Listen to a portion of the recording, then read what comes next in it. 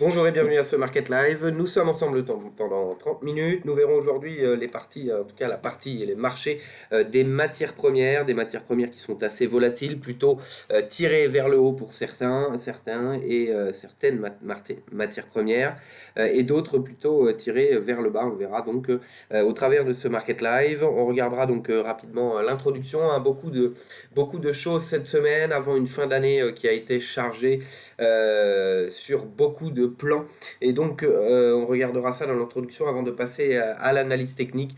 L'or et l'argent, hein, qui sont souvent dans le même sens, on le verra, donc assez liés. Le cuivre, le pétrole WTI qui continue d'être porté donc, par l'espoir du vaccin. Et puis, on regardera le Forex avec le Bitcoin également. Sur le Forex, on regardera le DXY, donc bien sûr le dollar qui est toujours en forte baisse, l'euro-dollar, entre les deux banques centrales justement avant la Fed ce soir. Et il y avait donc la Banque Centrale Européenne la semaine dernière. Et puis on regardera le Bitcoin également, hein, qui tente une nouvelle fois de franchir ces 20 000 dollars avec une accélération qu'on a vue ce matin. On en parlera pour terminer sur les chiffres également.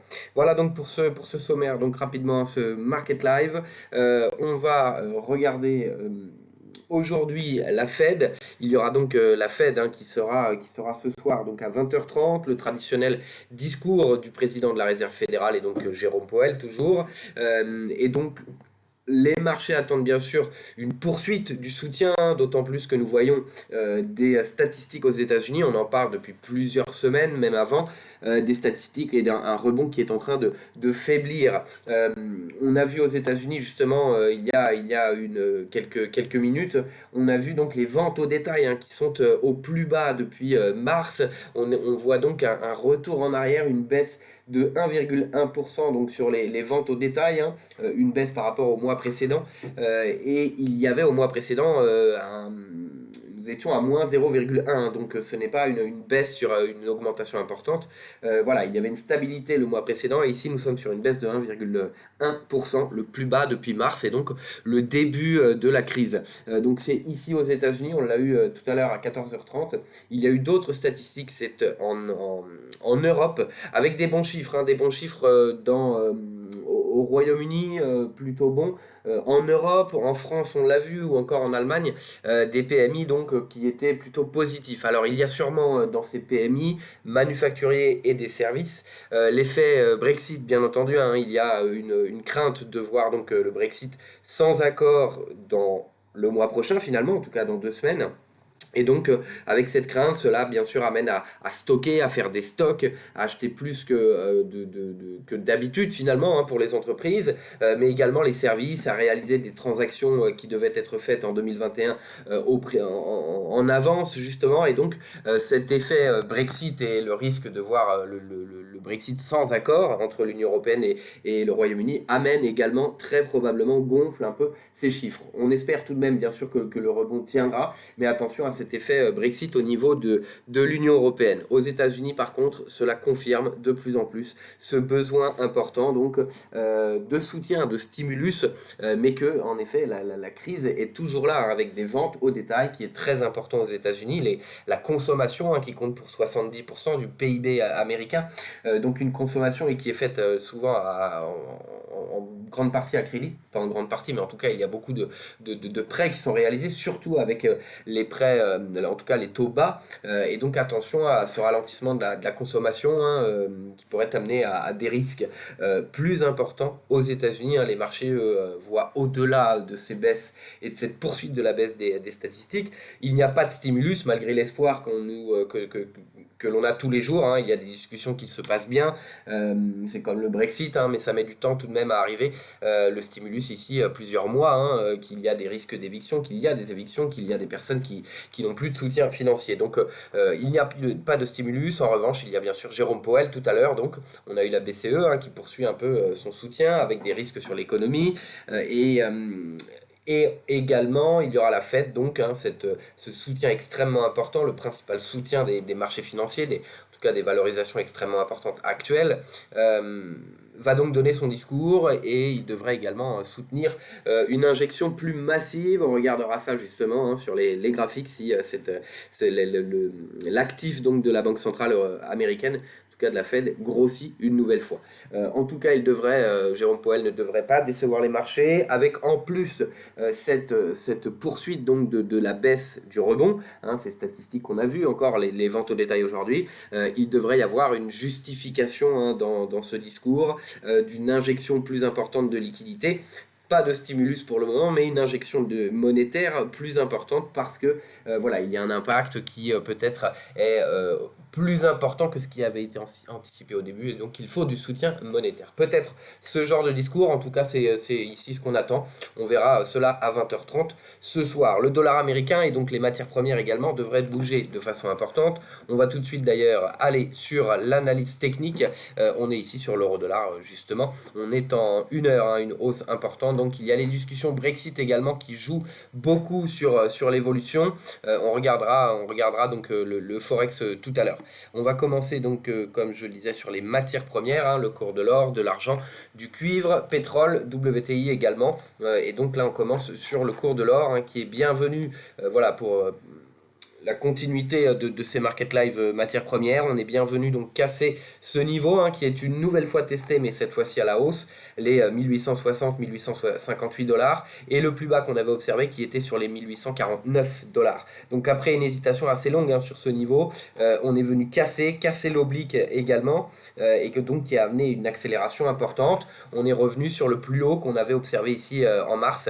Voilà, hein, à quelques centimes près, on est sur le même niveau. Le plus haut de mars avant la nouvelle accélération extrêmement importante. Ce qui a permis le rebond au-delà de cet oblique, hein, et depuis quelques séances, on teste à nouveau ce support oblique, mais on est une nouvelle fois en train de tester ce niveau important, donc les 1849, notre ancien plus bas, 1858, rejoint également par cette moyenne mobile 200 périodes, et donc qui est le support important, hein, l'ancien plus bas, et également donc bien sûr la moyenne mobile. Donc sous ce niveau, attention, pour être ramené à un nouveau test de ce support oblique, et une cassure, notamment une clôture comme on l'a vu ici, une accélération, pourrait amener à un retour sur le plus bas que l'on a observé, hein, donc l'ancien plus haut ici de mai.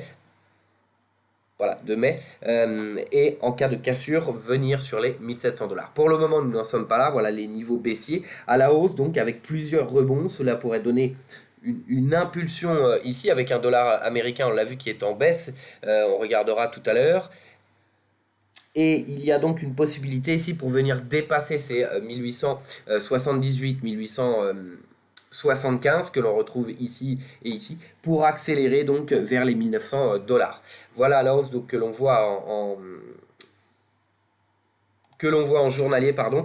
En hebdomadaire, pas de niveau. On voit ici c'est 1796, donc une ancienne résistance importante hein, sur le cours de l'or, voilà, qui permet en tout cas le rebond. On a vu d'autres niveaux, donc en hebdomadaire on ne suit en tout cas pas de niveau supplémentaire à suivre. Voilà, sur cette analyse technique, on revient en 1 heure donc pour terminer sur le cours de l'or, et on est venu depuis quelques séances, depuis le début du mois, rebondir hein, sur ces 50%, mais pour le moment en train de tester ou d'hésiter sur le prochain retracement ici que l'on retrouve, les 38,2 de Fibonacci. Un retour en arrière que l'on retrouve ici donc sur le cours de l'or. Voilà, un retour en arrière actuellement, donc attention à cette cassure, les 1850 dollars ici, donc l'ancien plus haut, et ici les 1845. Et donc ce range de support hein, ou des résistances que l'on retrouve également sur le graphique en 1 heure avec ce Fibonacci, etc.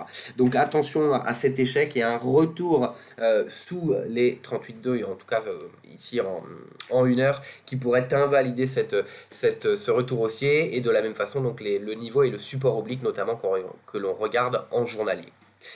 Voilà, il y a donc il faut retenir la Fed, bien sûr, ce soir, ces statistiques aux États-Unis qui sont décevantes. Alors, voilà, hein, les risques, on les connaît, on voit bien qu'il y a un ralentissement important du rebond qui était anticipé en tout cas, mais cela commence à se dessiner et s'accentuer. On le verra dans les prochaines publications, notamment aux États-Unis.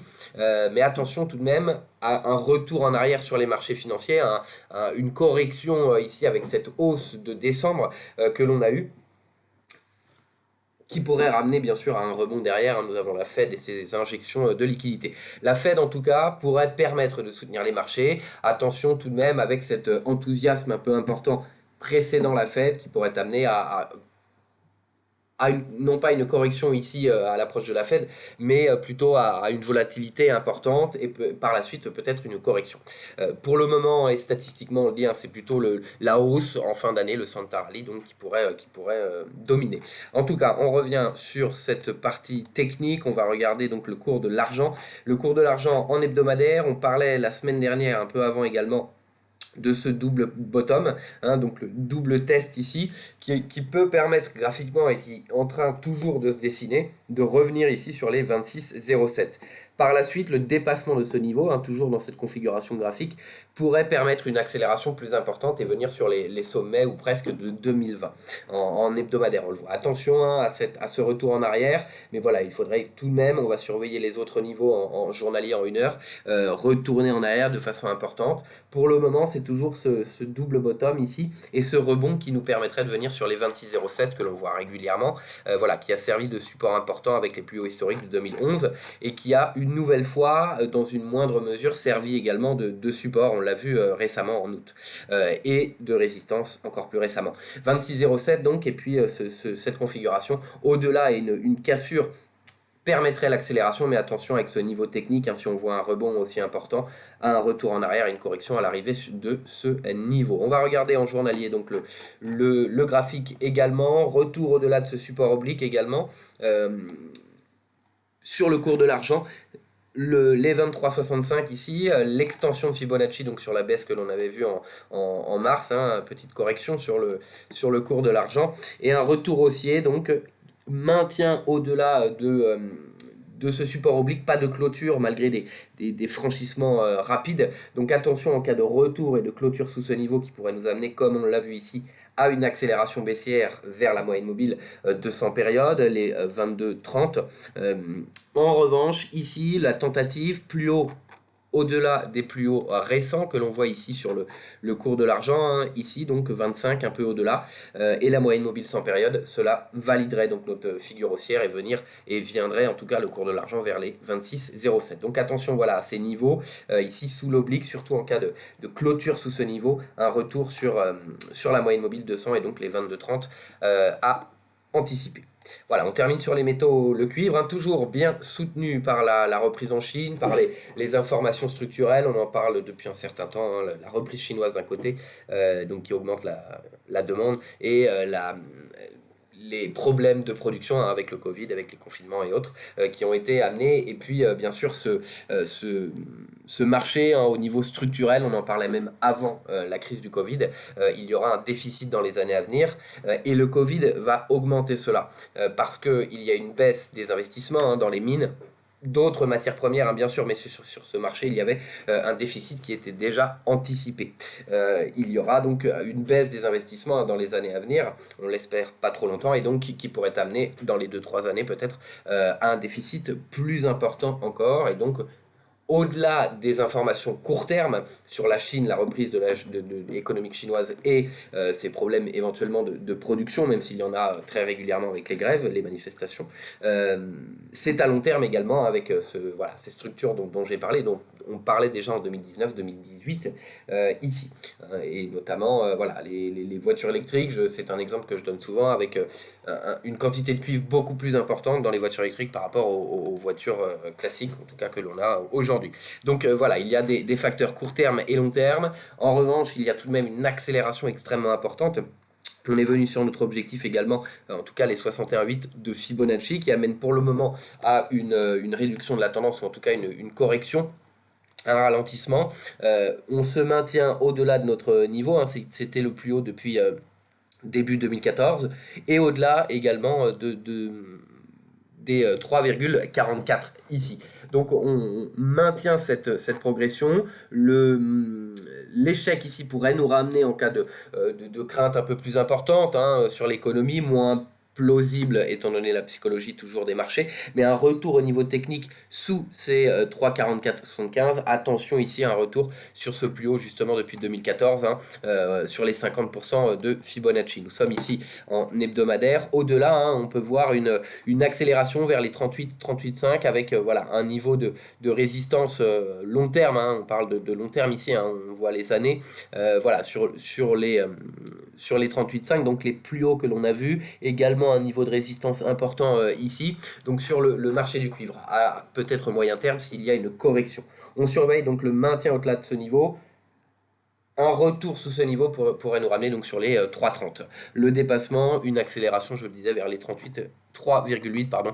On est sur le cuivre high grade, donc transformé 3,8. 3,85. Voilà.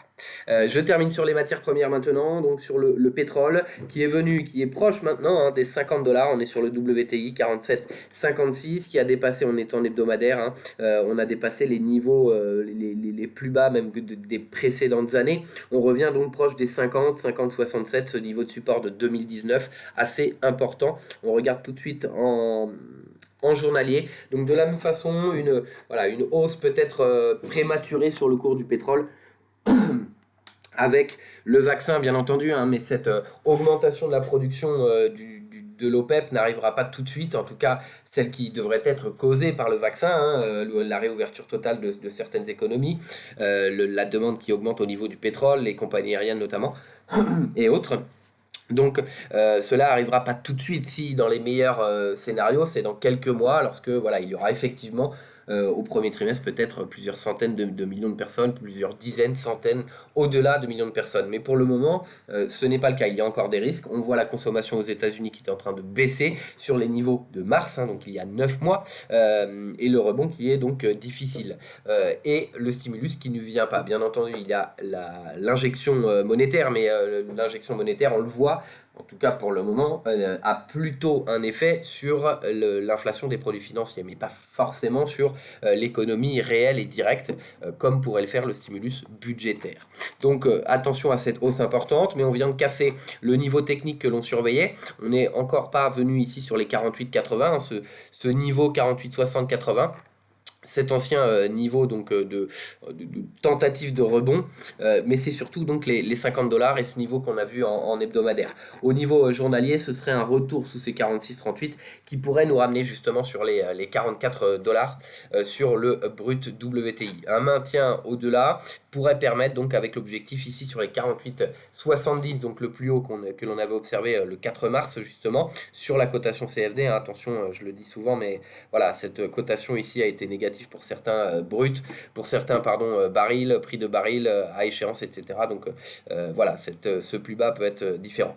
On va passer donc, je le disais, retourner en hebdomadaire avec les 48,60 ici, 48,56, et donc on retrouve à 10 centimes près le prix que je disais donc sur le plus haut du 4 mars, donc un niveau de résistance moyenne mobile sans période. Cet ancien plus haut au-delà, ce sont les 50,65 donc sur le baril de pétrole. On regarde le dollar que l'on a déjà regardé, toujours fortement baissier. Cela ne s'arrête pas. On est donc bientôt sur les plus bas de 2018 qui serait donc ici depuis 2014 sur le dollar américain. En tout cas, on s'en rapproche ici, voilà, les 90 sur le dollar américain. On était sur les 103, 104 au plus haut de la crise. Le confinement en tout cas, celui de mars. Ici donc toujours une baisse importante et qui influence les autres paires de devises. On regarde donc l'euro-dollar qui est bientôt sur les 1,22, 24 ici, que l'on ciblait donc au-delà, mais un niveau tout de même qui est important pour l'Union européenne. La BCE précisait qu'elle surveillait justement les taux de change au niveau du dollar qui est extrêmement baissier et donc qui est très, très haussier pour l'euro-dollar. Et s'il y a un accord du Brexit, pourrait être positif également, même si la route est longue, même s'il y avait un accord. Donc attention à cette hausse importante qui pourrait nous ramener sur des niveaux que l'on n'a pas vu donc depuis cette baisse de 2018, 1,2240 en ligne de mire. Il est possible qu'il y ait, en tout cas on l'attendait avant, et pourtant on a toujours une accélération importante avec ce dollar qui ne s'arrête pas de tomber. Un retour en arrière tout de même vers les 1,2, une correction importante que l'on suit avec attention. La Fed ce soir, la BCE n'a pas eu vraiment un impact baissier, finalement plutôt une accélération, une stabilisation, ce que l'on a vu la semaine dernière justement. on le voit ici. Donc voilà, on va surveiller avec attention 1,40 et un retour en arrière qui pourrait nous conduire sur les 1,2, hein, au-delà des 1,2, cela commence à être plutôt négatif pour certaines entreprises et notamment l'exportation, surtout avec un dollar qui est aussi bas. Voilà donc sur l'euro-dollar, on suit la Fed ce soir et puis d'autres publications économiques. On termine, donc on est sur les matières premières, mais on termine sur le Bitcoin qui a dépassé les 20 000 $ ici, en tout cas qui vient de casser largement son ancien plus haut et donc qui vient de passer les 20 000 $. Donc aujourd'hui, à l'instant, il y a quelques minutes, on en parlait ce matin, voilà, avec cette cassure donc de la résistance court terme, on est en 15 minutes, on a eu une première accélération et ici donc il y a pas longtemps, il y a voilà 14h30, accélération au-delà des 20 000 et maintenant c'est une accélération importante et donc cela pourrait amener à un bull run, enfin en tout cas une nouvelle hausse extrêmement importante sur le Bitcoin maintenant que ce niveau technique, psychologique, le plus important, est donc cassé sur le Bitcoin, 20 000 $, au-delà des 20 000 $. Maintenant, il est temps, donc en tout cas, on peut avoir une accélération. Je le faisais avec ces deux Fibonacci, objectif ici, les deux Fibonacci sur les deux principales baisses, donc celle-ci et celle-ci. L'extension de Fibonacci, la deuxième et la première, tombent tous les deux donc entre 29 944 et 30 039 et donc voilà un objectif haussier vers les 30 000 $. Voilà, j'ai déjà donné mon point de vue ici, mais nous avons tout de même une bulle qui se poursuit sur les actifs financiers classiques et également donc sur les crypto-monnaies qui en profitent pour le moment, au-delà des 20 000 pour le Bitcoin. Voilà donc pour ce Market Live, on termine très rapidement comme d'habitude sur deux publications, mais on en a parlé, notamment celle-ci, conférence de presse donc de Jérôme Powell, ce sera ce soir, mercredi 16 à 20h30, donc ce soir, on suivra avec attention, plus de soutien monétaire très probablement, avec des craintes plus importantes qu'anticipé, pardon.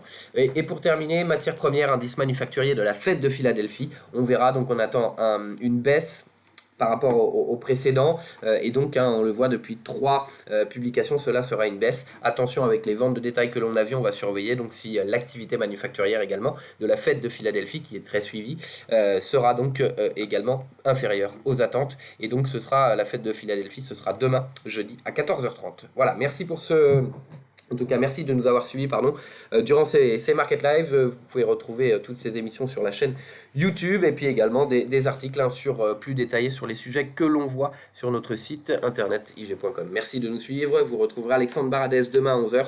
Et nous, on se retrouve demain. Ce sera donc le Market Live pour les actions et les indices américains. Très bonne soirée à tous.